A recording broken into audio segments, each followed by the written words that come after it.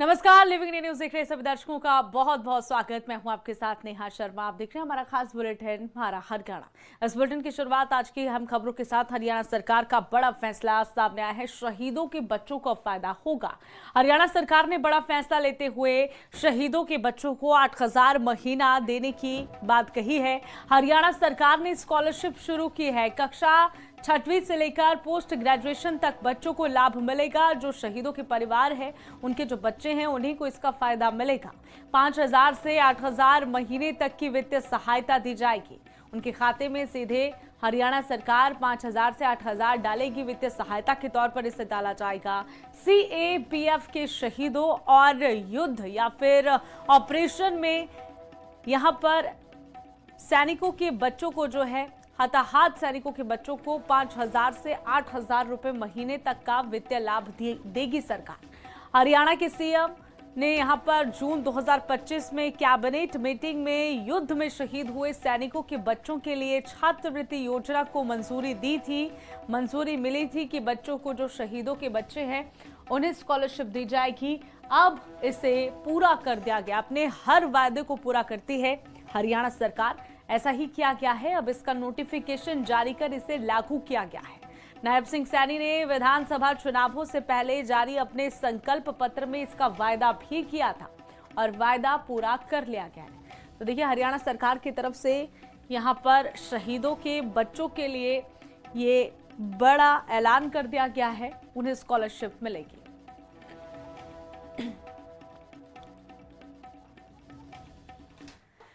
वहीं विधायक मूलचंद शर्मा से खास बातचीत की है लिविंग इंडिया न्यूज ने। केंद्र सरकार के बजट से लोगों को उम्मीद है और कहीं ना कहीं प्रतिनिधियों को भी काफी उम्मीदें हैं। विधायक ने कहा है, साथ ही फरीदाबाद को हमेशा से बजट से फायदा मिला है। कई सारे मुद्दों पर उन्होंने बातचीत की है। क्या कुछ कहा है, आपको सुनवाते। 1 फरवरी से सरकार अपना बजट पेश करने वाली है, उसको लेकर बातचीत करेंगे। हमारे साथ पूर्व कैबिनेट मंत्री बल्लभगढ़ से विधायक मूलचंद शर्मा भी, उनसे बातचीत करेंगे। सर, 1 फरवरी को बजट आने वाला है, क्या कहेंगे इसके ऊपर?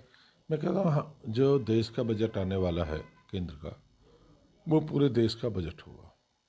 हर व्यक्ति का होगा, कर्मचारी, व्यापारी, अंतिम व्यक्ति का बजट देश के हित में रखा जाएगा। और हरियाणा को सबसे बड़ा लाभ केंद्र के बजट से मिलता है। मैं कहता हूँ कि देश के प्रधानमंत्री आदरणीय नरेंद्र मोदी जी के नेतृत्व में ये बजट हर क्षेत्र में प्रभावशाली होगा, लोगों को लाभ मिलेगा। तो लगातार कहीं ना कहीं शिक्षा विभाग की बात करें और परिवहन की बात करें, कितना बजट में राहत मिल सकती है लोग?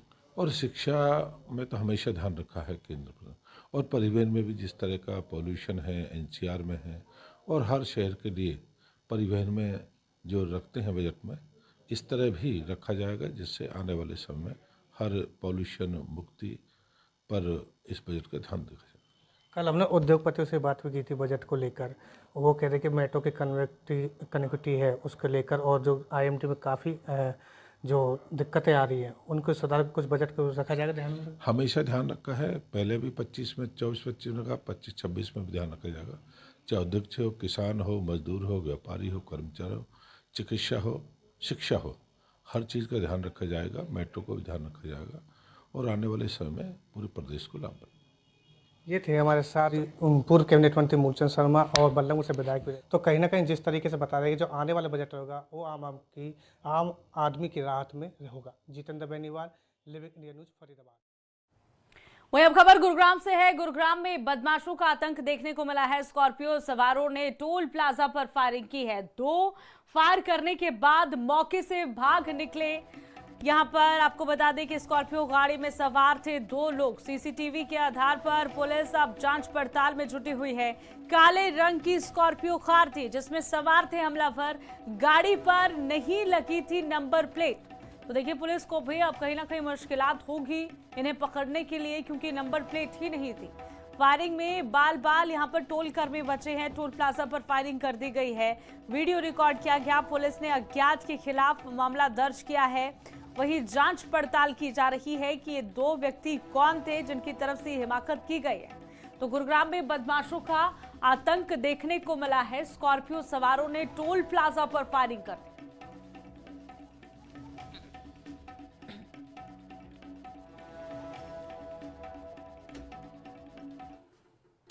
वहीं कल से शुरू होगा 39वां सूरजकुंड मेला। आत्मनिर्भर क्राफ्ट यहाँ पर फेस्टिवल के नाम से ये मेला जाना जाएगा। फरीदाबाद में बनाई गई है 1300 स्टॉल्स, 1300 स्टॉल्स लगाई गई है। मेले में लाखों लोगों के आने की उम्मीद जताई जा रही। लाखों लोग इस मेले में पहुंचेंगे। 31 जनवरी से 15 फरवरी तक ये मेला चलेगा। तो देखिए, फरीदाबाद पुलिस ने भी सुरक्षा व्यवस्था के पुख्ता बंदोबस्त कर दिए हैं और 2000 से ज्यादा पुलिसकर्मी तैनात रहेंगे। जानकारी है 600 से अधिक सीसीटीवी कैमरा लगाए गए हैं। सुरक्षा में किसी प्रकार की कोई चूक ना हो, निगरानी में सुरक्षा व्यवस्था रहेगी। पैनी नजर पुलिस की रहेगी। शरारती तत्व जैसे जेब कतरे आदि पर भी कार्रवाई के लिए अपराध शाखा की टीमों की यहां पर नियुक्ति कर दी गई है। देखिए, 31 जनवरी को इस मेले के इनॉग्रेशन और उसके बाद में 16 दिन का मेला चल रहा है। उस पूरे को ध्यान में रखते हुए वीवीआईपी ड्यूटीज को और इसके अलावा आम जन की सुविधा को ध्यान में रखते हुए फरीदाबाद पुलिस के द्वारा समुचित सुरक्षा प्रबंध किए गए हैं। लगभग यहाँ पे हमारे 2000 पुलिस पर्सनल्स है जिनका यहाँ पे डिप्लॉयमेंट रहेगा, जिनकी अभी ब्रीफिंग की गई है, जिनको ट्रेनिंग भी वीवीआईपी ड्यूटीज के लिए और मेला सिक्योरिटी के लिए जो पूरी जो है उनको जो हमने यहाँ पे ट्रेनिंग दी है। इसके अलावा 15 है ऑफिसर्स हमारे एसीपी रैंक के, 5 डीसीपी रैंक के एक ऑफिसर तैनात रहेंगे। पूरा ओवरऑल देखने हमारे जॉइंट सीपी साहब हैं जो पूरे जो है मेले के सिक्योरिटी को सुपरवाइज करें। वहीं अब खबर नारनौल से है। नारनौल में रास्ते में घूमता हुआ तेंदुआ नजर आया। कार की लाइट देखकर रास्ता तेंदुए ने बदला है। अब लोगों में कहीं ना कहीं दहशत का माहौल है। हॉर्न सुनते ही खेतों की ओर कूदकर भागा तेंदुआ। तेंदुए का वीडियो भी वायरल हो रहा है, वीडियो आपको दिखाएंगे। देखिए, तेंदुए को देख ग्रामीणों में अब दहशत का माहौल है। ये तस्वीरें सामने आई है, अपने फोन में किसी ने ये वीडियो रिकॉर्ड किया है, तेजी से वायरल भी सोशल मीडिया पर हो रहा है। नारनौल की खबर है, जहां पर ग्रामीणों का कहना है कि रात तकरीबन 8 बजे राजस्थान सीमा से सटे हुए इस क्षेत्र में तेंदुआ देखा गया है और उन्हें डर है कि ये तेंदुआ उन्हें कोई नुकसान ना पहुंचा दे और इसको लेकर उन्होंने अधिकारियों को भी सूचना दी है। रिहायशी इलाकों में सरेआम घूम रहा है तेंदुआ। कल शाम को दताड़ गांव से देवता गांव राजस्थान बॉर्डर की तरफ जाने वाले रास्ते पे पहाड़ के नज़दीक ग्रामीणों ने वहां पे एक जंगली जानवर तेंदुआ देखा और उसकी सूचना ग्रामीणों के द्वारा और गांव के सरपंच के द्वारा मुझे मिली, तो हमने प्रशासन को उसके बारे में अवगत करवाया। उसके बाद में तो अभी मेरी प्रशासन से अपील है कि उसके बारे में अभी पता किया जाए कि वो आसपास अगर मौजूद है तो उसको रेस्क्यू करके सुरक्षित स्थान पर भेजा जाए और वहां से निकल गया है तो उसकी एक बार तफ्तीश जांच करके एक बार ग्रामीणों को बताएं, क्योंकि उससे ना खेतों में फसल खड़ी है और ग्रामीणों में इसमें बहुत बड़ा डर का माहौल व्याप्त है। जानवर वाला ही खतरा है जी गाँव को पूरे को। बस मांग ये है जी, कहीं भी ले जाकर छोड़ो इसको, पकड़ो जरूरी इसको। रात को बड़े लोगों को दिन में भी प्रशासन से यही करता है जी, इसको चाहे कहीं भी छोड़ो, ले जाकर छोड़ो इसको, पकड़ा जाए, मतलब पकड़ा जाए इसको। रात को गाँव वालों ने तेंदुआ देखा है जी, और तेंदुआ उसकी सभी मोबाइल में फोटो शोटो की है। खेती बाड़ी का लोग काम करते हैं, पर राजस्थान उसकी साइड में खेत हैं इनके, और वहाँ उन्होंने अपनी आंखों से देखा है वो जी। या तो इनको पकड़ा जाए, गाँव वालों को काफ़ी खतरा है और इसकी पूरी इंक्वायरी करके इसको पकड़ के कहीं से किया जाए। अधिकारी कोई मौके पे आए हैं? अधिकारी मौके पर नहीं, रात का टाइम था साहब, मैंने चेयरमैन साहब को रिपोर्ट दी थी और गाँव वालों को फोन आ रहे थे, सभी बता दिया साहब ने। बदमाशों ने खुद को बजरंग दल का सदस्य बताकर यात्रियों से मारपीट कर नकदी और मोबाइल लूटे थे। आरोपी को एक दिन का पुलिस रिमांड पर लिया गया, एक दिन के, और इसी के साथ ही डीएसपी अजायब सिंह ने जानकारी दी है। दिल्ली निवासी राजू और दिलशाद की गाड़ी खराब होने पर 4-5 लोगों ने उनके साथ मारपीट की। 17,000 रुपए, मोबाइल फोन और यूपीआई से 5,000 रुपए की लूट की गई। दिनांक 23 जनवरी 2026 की बात है। एक राजू नाम का व्यक्ति है जो दिल्ली से दवाइयों का सामान लेकर अपनी टाटा गाड़ी में बैठकर मध्य प्रदेश जा रहा था। इसी दौरान उसकी बॉम्बे एक्सप्रेसवे पर गाड़ी का ब्रेक डाउन हो गया, जिस वजह से वो रुका। उसने सहायता के लिए 1930 टाइप के जो वहाँ वो कॉल की, लेकिन है ना वो मौके पर नहीं। इसी दौरान एक बोलेरो में गाड़ी में 4-5 व्यक्ति सवार हो गए और उन्होंने उनके साथ मारपीट की और 17,000 रुपये व 2 मोबाइल उनसे छीन कर ले गए, जिस पर स्थानीय पुलिस द्वारा सदर जिनका द्वारा मुकदमा दर्ज कर लिया गया और उनकी तलाश की गई। हमारे सीक्रेट इंफॉर्मेशन व अन्य जो टेक्निकल जो थी सिस्टम उसके सहायता के द्वारा एक लड़का है जो फैज है, वो गांव बेला का रहने वाला है, राजस्थान का, उसको इस मुकदमा में गिरफ्तार किया गया है।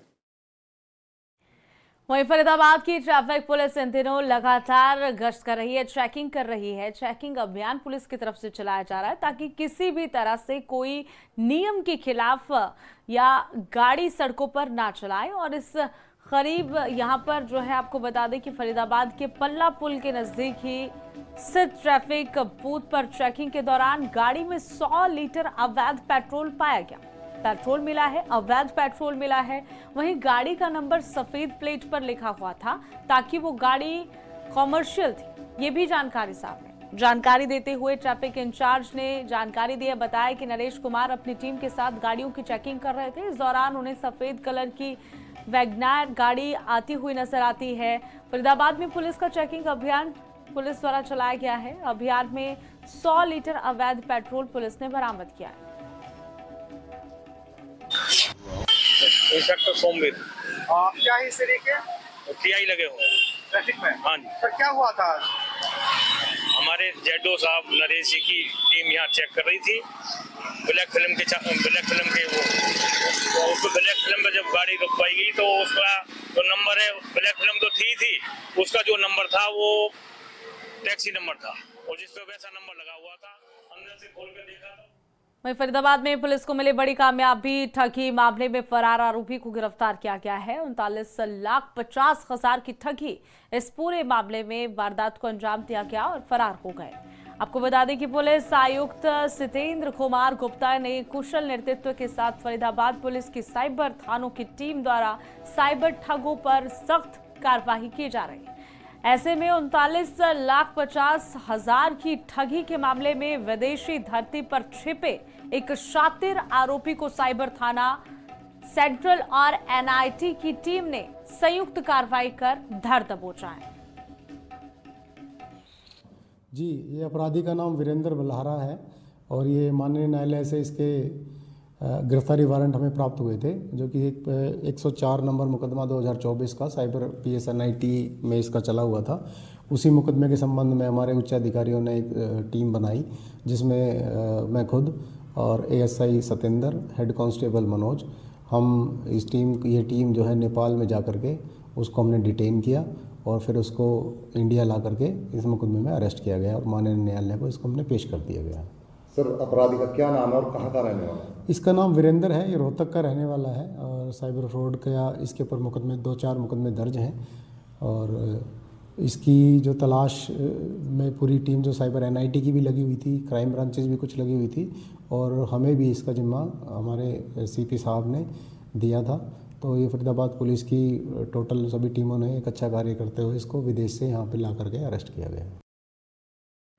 वहीं चलिए अब खबर हिमाचल प्रदेश से है। सांसद अनुराग ठाकुर का बयान सामने आया है। कांग्रेस पर राम जी को लेकर निशाना साधते वो नजर आए हैं। कांग्रेस केवल नाम के ऊपर राजनीति कर रही है कहा गया है। इसी के साथ ही उन्होंने कहा है कि योजना जो है वो चलाई जरूर गई लेकिन इसमें उनके नाम का जिक्र नहीं था। 2008 में नरेगा, इस योजना का नामकरण नरेगा किया गया था जिसमें महात्मा गांधी का नाम कहीं पर भी शामिल नहीं था।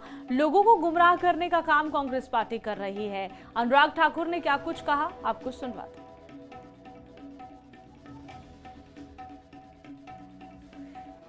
तो बीजेपी के सांसद अनुराग ठाकुर का ये बयान सामने आया है। कांग्रेस पर राम जी को लेकर निशाना उनकी तरफ से साधा गया है। उन्होंने कहा है कि यहाँ पर कहीं पर भी महात्मा गांधी का नाम पहले से ही इसमें शामिल नहीं था, मनरेगा नाम था, लेकिन कांग्रेस ने राजनीति ही की। वहीं अब खबर नाहन से है। नाहन में HVP वैक्सीनेशन कैंप का आयोजन किया गया। 3 समाज सेवी संस्थाओं ने कैंप का आयोजन किया। 9 से 14 लाख की छात्राओं का वैक्सीनेशन किया गया। कैंसर से बचाव को लेकर छात्राओं को जानकारी दी गई। वैक्सीनेशन के बाद नहीं रहेगी कैंसर होने की कोई भी गुंजाइश, कोई संभावना नहीं रहेगी, ये जानकारी दी है। साथ ही समाज सेवी संस्थाओं द्वारा राजकीय कैंट स्कूल नाखन में छात्राओं के स्वास्थ्य को लेकर एक अहम पहल शुरू की गई।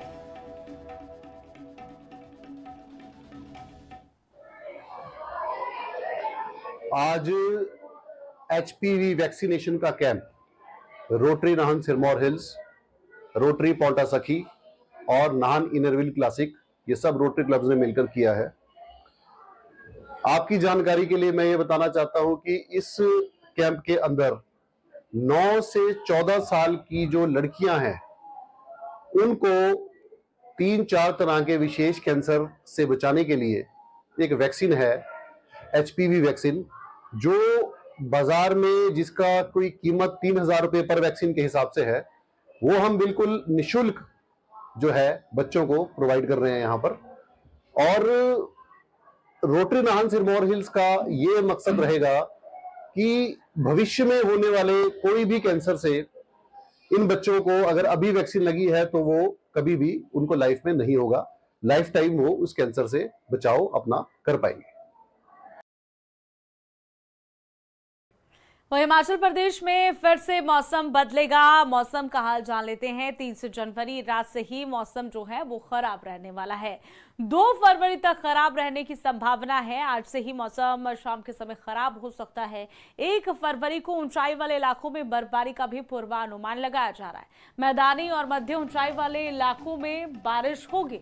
जनवरी महीने में हुई सामान्य से 29% जो है अधिक बारिश यहां पर हिमाचल प्रदेश में एक बार फिर से पश्चिमी विक्षोभ सक्रिय होने की संभावना है। मौसम बिगड़ेगा और मौसम बिगड़ने वाला ये कहा जा सकता है। 130 यहां पर जानकारी सामने आ रही कि 30 जनवरी को रात से ही 2 फरवरी तक प्रदेश में बारिश और बर्फबारी की संभावना जताई जा रही है, जिसको देखते हुए मौसम विज्ञान केंद्र शिमला ने भी येलो अलर्ट जारी कर दिया है। हालांकि पश्चिमी विक्षोभ का असर ऊंचाई वाले इलाकों में ही ज्यादा देखने को मिलेगा। 1 फरवरी को पश्चिमी विक्षोभ ज्यादा एक्टिव होगा, जिसके चलते कुल्लू, चंबा, लाहौल स्पीति समेत अन्य ऊंचाई वाले इलाकों में बर्फबारी होगी, जबकि मध्य और मैदानी क्षेत्रों में बारिश की संभावना है। देखिए, बीते 24 घंटों में पूरे प्रदेश में मौसम लगभग साफ बना रहा है। हालांकि जो हमारे क्षेत्र हैं बिलासपुर मंडी, यहाँ पे सुबह के समय में dense to moderate fog report किया गया है। आगामी मौसम की बात करें तो आज 30 तारीख से एक वेस्टर्न डिस्टर्बेंस जो हमारा वेस्टर्न हिमालय रीजन है इसको इफेक्ट करेगा। हालांकि आज 30 तारीख को जो है डिस्ट्रिक्ट लाहौल स्पीति, चंबा और किन्नौर यहीं पे 1-2 स्थानों में हाई रीचेस में हल्की बर्फबारी होने की संभावना है। फिर 31 तारीख से जो एक्टिविटी है बारिश और बर्फबारी की, वो मिड और हाई हिल्स के डिस्ट्रिक्ट में कई क्षेत्रों में होने की संभावना है।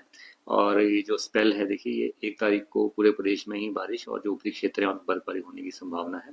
और ये स्पेल 2 तारीख तक प्रदेश में जारी रहेगा। हालांकि देखिए, 31 तारीख को और 2 तारीख को प्रदेश के जो क्षेत्र है, मिडिल क्षेत्र जिसमें कांगड़ा है, मंडी है, शिमला है और जो लाहौल स्पीति, चंबा, किन्नौर, यहीं पे कुछ एक क्षेत्रों में बारिश और बर्फबारी होने की संभावना है। जो हमारे मैदानी क्षेत्र है, ऊना, बिलासपुर, हमीरपुर, यहाँ पे 1-2 स्थानों में हल्की बारिश हो सकती है इसी दौरान।